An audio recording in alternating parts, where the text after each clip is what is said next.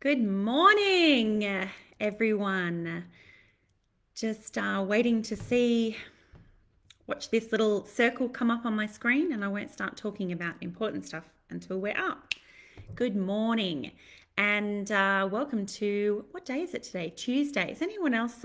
My daughter went back to school today, first day back after school holidays. And does anybody else feel a little overwhelmed at how much you have to do at the end of school holidays? All the things you couldn't do for the last 2.5 weeks or longer because Easter popped up in the middle of it. And now we've got a long to do list and a fried brain, and children back at school today. How exciting! So, hello, say hi in the comment section so I know who's live with me, and don't forget to ask questions as we go.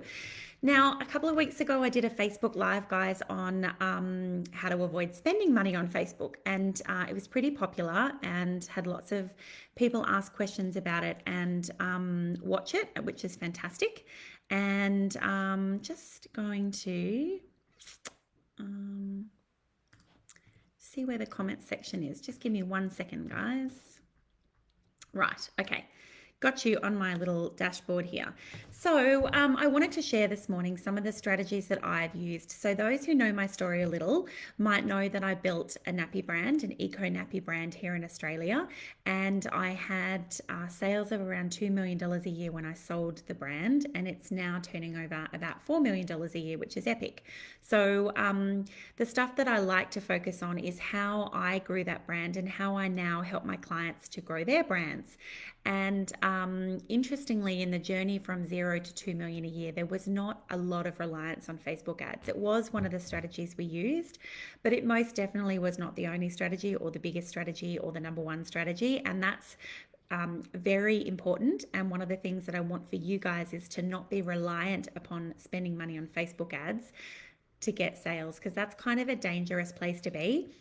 Some of you will find that your sales diminish or dip when your Facebook ads don't perform. The algorithm might have shifted. Facebook has a different appetite for your ad content.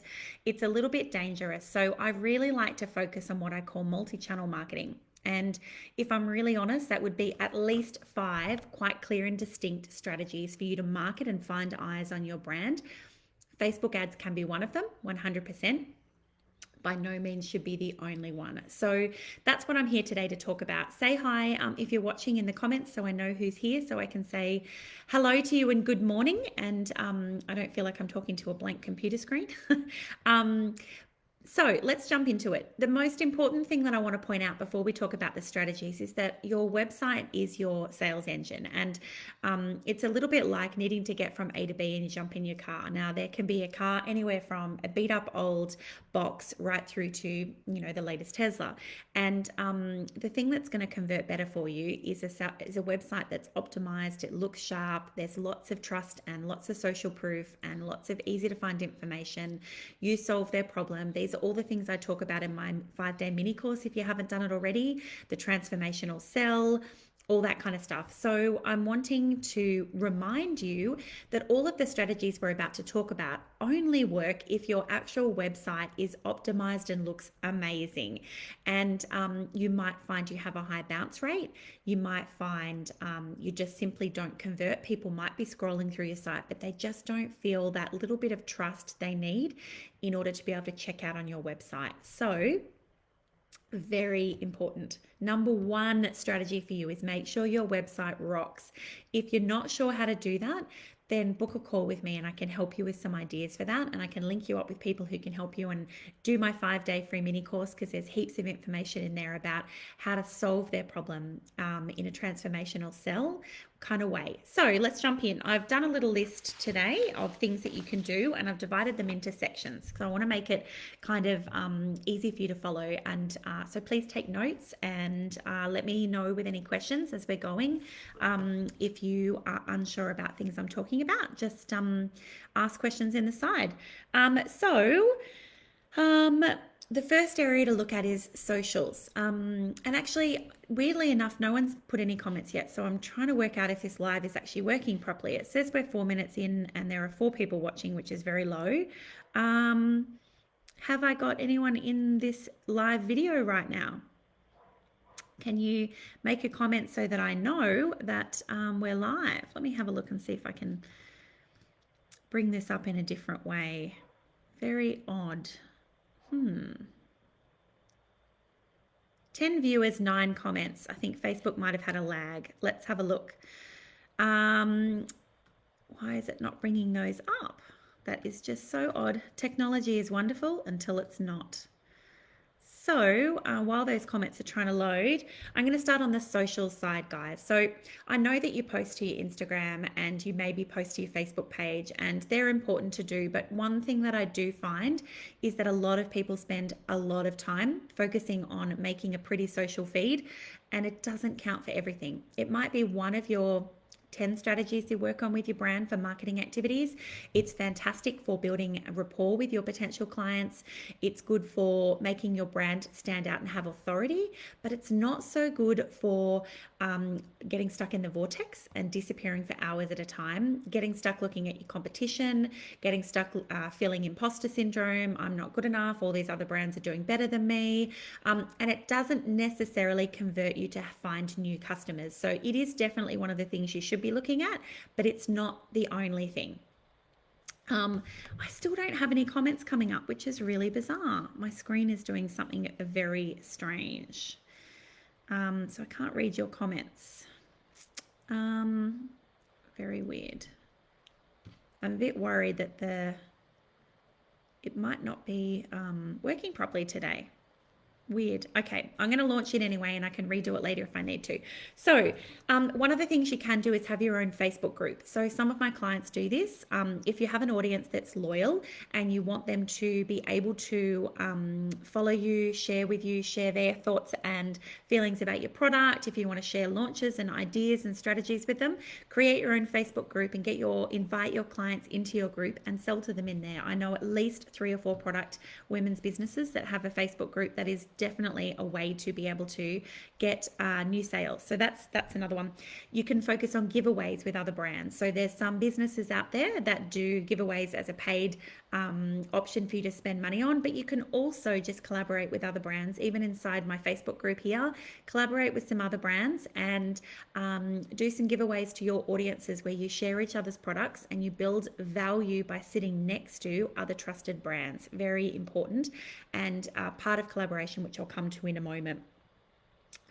You can also share your story inside other Facebook groups. So Like-Minded Bitches Drinking Wine, Ladies Startup, Small Businesses Australia. There's quite a few big Facebook groups that have a huge audience of that may be your potential clients. So asking questions inside those groups and posing theoretical, guys, this is happening. What could I do? This is my product, without it being straight salesy, but trying to allow new people. I know I've purchased a few times that way. So that can work really well.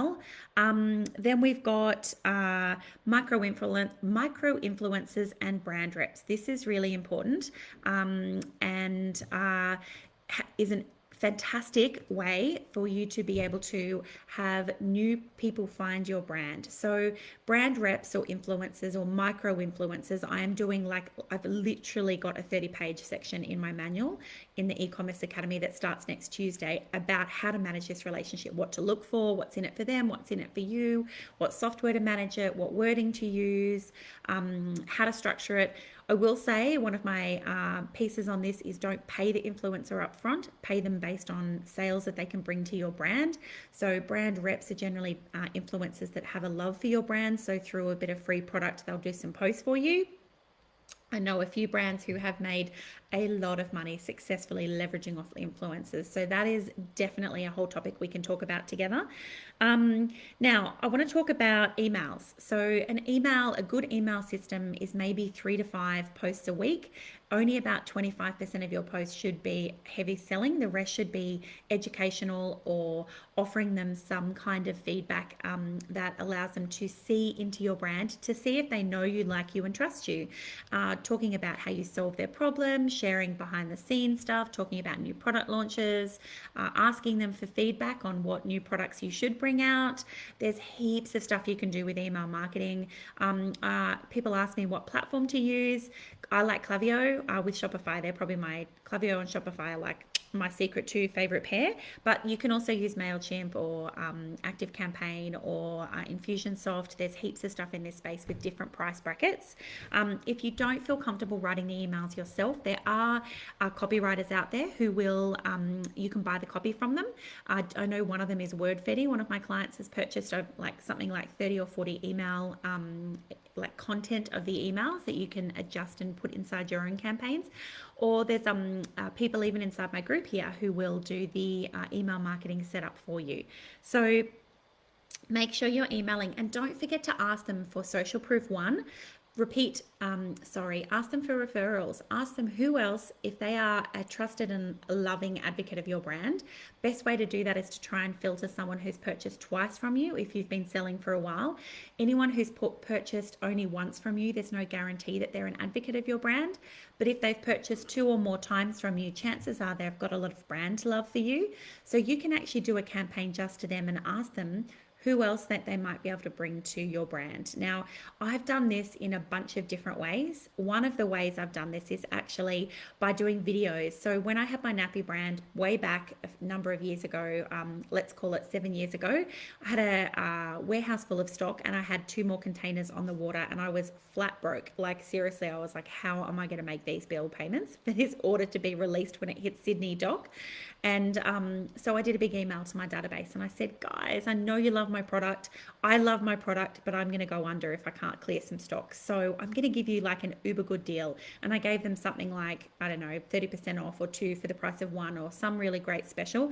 And I literally had like $50,000 worth of sales in that 24-hour period. So be human. Ask them to support you. That there's nothing wrong with admitting vulnerability and asking for people to connect with you and to support your brand and to find other people that they think might like your brand.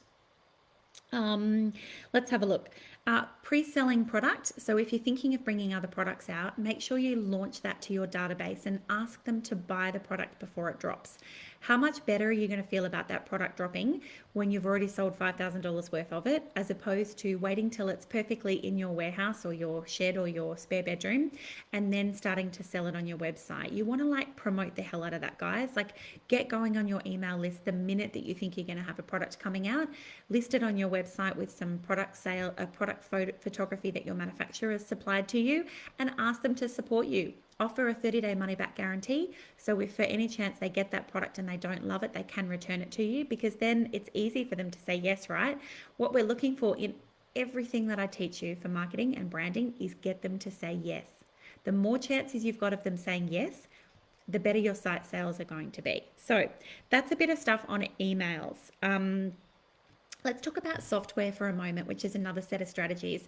Some of you who've done my 5-day free mini course will know that I have used a product called ManyChat. So it's a Facebook Messenger chatbot. And what it does is it sits inside, in fact, it has a lot of preloaded content in there. So product brands can use this not just to promote themselves, give discounts and offers, drop new products, but to do quizzes and competitions. So you might say, I'm going to give away a year's supply of a wardrobe product, right? Or a month something or other. Or think of something that sounds really enticing for your target audience and do a competition. Make it bigger than Ben-Hur, get it to be shared everywhere, and then get something like ManyChat, which I think I pay $30 a month to do. It is a little bit tricky to set up. I'm going to be completely blunt. I didn't set my own ManyChat sequence up. I paid a really cool guy who's a 3rd-year engineering student in Melbourne called Michael. Happy to share his details. Honestly, the whole thing cost me about $600, and I did the filming myself. It was super easy to do. So don't forget that in this current age, all of your competition are going to do the same stuff. Facebook ads, Google ads, SEO, social media, rah. Try and do some stuff that's different and innovative, and Facebook chatbot is absolutely something you can do that might stand out from your competition. Email open rates are about 15 to 35%. Chatbot open rates are about 95%. So much greater opportunity of people to see your stuff on chatbots. You can also set up chatbots for direct messaging inside Instagram. So you can actually go out and target your perfect clients. Now, it might not be clients, it might be collaboration partners, brands that you want to work with, influencers that you want to talk about your product. You can actually use chatbots to manage those convos for you. ManyChat does that as well. And you can put the live chat on your website so that it, rather than have someone bounce off your website with no sale, you can actually have it where the chatbot pops up on your app and you can respond immediately to them, and you can have the app on your phone. So there's ways to use ManyChat to be able to enable further increases in conversion on your website. Let's have a look. Crowdfunding. So I get asked all the time by potential clients, how do I raise capital to buy more product? And it's actually really hard. I've done 3 rounds of investment. So I did what they call seed funding, and I've also done round A of capital raising twice. So it's actually quite tricky to raise capital from an investor, because what they're looking for in your brand is something that no other brands have, and it's very hard to find that unique angle. So what I would rather get you to have a look at if you need to capital raise is how to crowdfund. And the reason I mention it on this call is that it sits perfectly next to pre-selling new product. So I'm a mad fan of pre-selling what you don't already have in order to test the market, ask them for feedback, generate cash to pay for the launch. For my nappy brand, before I had the prototype completed, I went to 5 baby expos around Australia, pre-sold basically half-price nappies, if you like, of the prototype we were working on, that we had them to touch and feel. And I sold $100,000 worth of nappies over those 4 months of the 5 baby expos around Australia. And I hadn't even finished the prototype yet. And some people had to wait up to 12 months to get their nappies. And admittedly, the 12 months was ridiculous, and I wouldn't recommend that. Turns out making an eco nappy from scratch is much harder than I thought. And if I was faced that hurdle again, I probably would have backed away from it. Nonetheless, it's part of my story and journey and a lot of my learning. But definitely pre-selling products that you're thinking of launching before you launch them is a fantastic way of gauging the market and capital raising. So that's a good one to think of. Right, my list is pretty extensive. You guys got lots of notes already. I can't see your comments. I'm so bummed. I don't know what's going on with Facebook today, but the comments button is just like a swirling screen of death. So I'm really sorry if I don't reply to people's comments on this call. Collaborations. I want to talk for a minute about collabs. So one of my mentors once taught me, you don't need to climb your own mountain on your own. Literally, handle by handle, pickaxe by pickaxe, holding onto vines and feeling like you're going to fall off the mountain, because that's what most people do when they're trying to grow their revenue. It's pretty tough. You grate your fingers, you feel scared, you get woozy because you think you're going to fall off the mountain, right? Instead, find somebody else who already has a mountain full of your ideal target clients and parachute into the top of their mountain. I want you to think about that for a sec. How cool would that be? Well, that's what a good collaboration looks like. It's you finding your ideal target audience that somebody else has already gathered for you. So sometimes this looks like collaborations with other brands that you may be able to bring out a co-branded product together. It might be that they can earn an affiliate commission for talking about your product to their audience. Literally, there is no limit to the kinds of collaborations that you can set up. But really, it's about you partnering with a like-minded person who has a similar audience, and then sit down and come up with something that works for both of you. And I'm a mad fan of collaborations. I would leverage a collaboration over a Facebook ad campaign any day. And that includes charities too, guys. Don't forget that if you do support a charity or you have an altruistic angle to what you do, feel free to talk about that. Share it with your database and your customer base. Make sure it's on your website. But equally, see how you can support that charity in a way that you're able to be seen on their website and brand. Now, that doesn't always work, but it's worth asking, right? And another one, I'm doing this with like literally 3 of my clients at the moment, which is about developing them as the authority in their space. So when we talk about a product-based business, chances are you're running around basically building your product online brand, and you might have an about page that sits in the back end of your website, and there's a little bit of you through the socials, and that's about it, right? What about if I said you're missing an opportunity, if you feel comfortable, and this is not for everybody, but to build yourself as a story separate to the brand's story? So what happens here is that the brand shines light on you and you shine light on the brand. So if both of you have your own social feeds and have the opportunity to be in media, and if you can be a spokesperson at industry events, if you can be interviewed on podcasts, if you can be a blogger and an authority in your own space, it allows you to shine your light on your product business as well. Because when people like what you have to say, they'll be like, oh, she's interesting. Oh, she's got a product business. Oh, she was talking about that on the podcast, interview, blog, blah, blah, blah. They'll go and have a look at your products. So they actually work hand in hand, and they can very much increase the value of your product business and the number of sales you get from your product business, because you've built yourself as a credible authority. So it's obviously something that I do myself. If you look at my website, you'll see that I've been featured on a crap ton of media. I have literally, the only ones I haven't done are the morning breakfast shows, and I'm super keen to get on those one day. But leveraging yourself in a media perspective, podcasts, blogging, interviews. At the moment, I'm about to pitch to be a guest speaker at an international e-commerce convention in June. There's all kinds of stuff you can do when you're pitching yourself as an authority that will come back to your product brand and allow you to grow your sales. So for some people that are interested in that, that can really work. Which brings me over to PR and media. So there is an opportunity, if you have a product that has something interesting about it, or has a particular time of year where you can leverage, say, a Mother's Day aspect. Or the thing is, media won't pick you up if it's boring. So if you're just another sock brand, or if you're, if they think that it's just a pure sales pitch, they'll run a mile. But if you have a really unique story attached to it, all of the media that I've gotten thus far has been, well, really from a few angles, but basically because I did something really unique and different. And I spent 2.5 years designing the world's most eco-friendly baby nappies. And then I had to go through the hard slog of growing the brand whilst building another brand at the same time that paid for my new brand whilst raising 3 kids. So there's actually a crap ton of angles to that the media enjoyed picking up on. So finding your story and harnessing that in a publicity sense is important. Again, inside my e-commerce academy, which launches in 7 days, I have a whole section around how to build your own publicity and media, who to target. I've even got some contacts in there. Definitely an angle, if you've got the time to focus on it.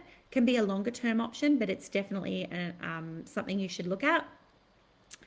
As is business awards. So for those of you who have actually followed my story, you'll know I've won Telstra Business Awards. I've actually won a bunch of other awards too that are not as exciting, because Telstra Business Awards here in Australia, they're kind of the pinnacle of awards.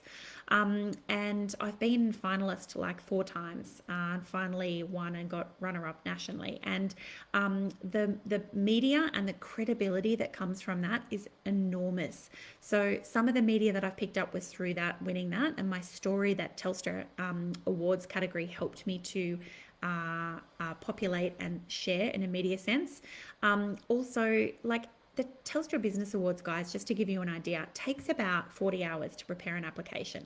It's a lot of hard work, but, and I say but, it's worth doing, okay? And I did it not in one 40-week blog, one 40-hour week. I did it over like a month, and it was weekends and evenings, and it's a pain in the ass. But the amazing part about it is that once you've done it, you actually get a copy of your awards application, and you can cut and paste sections of that through everything. And it actually becomes an incredible piece about your business.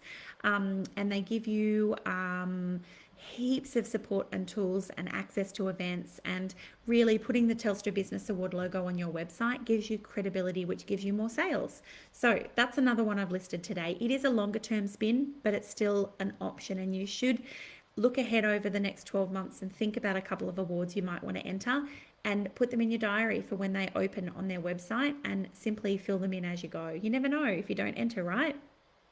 Right. Last thing I want to cover off is SEO, Google pay-per-click, and Facebook ads. So these are not the low-cost multi-channel marketing aspects. These are the high-cost.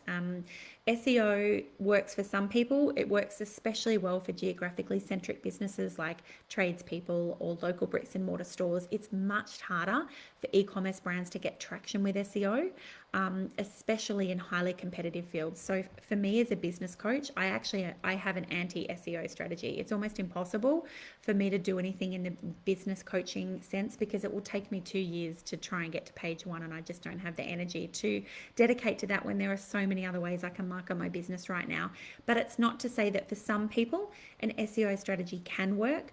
There are SEO people out there. It's a little bit like Facebook ads experts. They'll charge you a monthly retainer, they'll do a bunch of work at the start, and then they'll probably leave you sitting there and don't probably tell you they're tweaking it each month. Again, I'm not a massive fan of that. You can find low cost SEO people on Upwork if you're looking for someone. And it's the same as Google pay-per-click. Google and Facebook ads can deliver, but also they sometimes don't deliver. And they're risky to rely on. So I guess this Facebook Live today, guys, I still can't see your comments. I'm so sorry. I'll have to answer them in the channel afterwards. But essentially, this video live today was about me saying to you that you really need to have at least 5, but up to 10 of these strategies that you're actually implementing inside your brand so that you don't end up with slump sales where for a month or two you don't get any sales because you dropped a ball somewhere or Facebook ads aren't performing and you have no income coming in. So a couple of people have been talking lately online and even in the group today about sales over the last month or two being really low.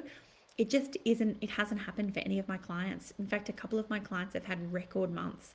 So I think that comes from really focusing on your compelling offer, making sure that there's absolutely no way that they cannot check out on your website because you have a solution to their problem. It doesn't matter what the price point is. All they know is they must buy from you. So when you nail that, it's much easier to convert sales on your website. And then making sure that you're attracting people from a number of different channels so that if one area does go quiet, you've got them in other places anyway. That makes a huge difference.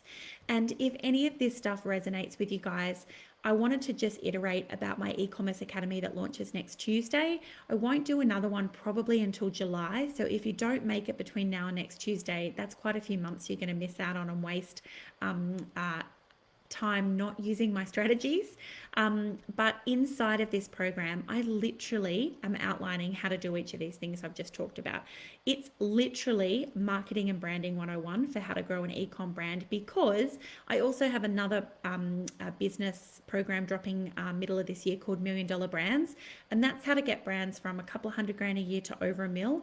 That's completely different. That's about team, delegation, automation, systems, 3PL, fulfillment, brokers, all kinds of cool stuff, right? But this e-commerce academy is that $0 to $300,000 a year revenue when you know you have a good product and you want to get sales inside your brand. This is where you need to be. So if any of this has resonated with you, I have a $500 off discount voucher, which is still valid. You can jump online, use Academy 500 and get my program for $14.97, which is an amazing bargain when you see how much stuff I'm going to give you over the next 6 weeks.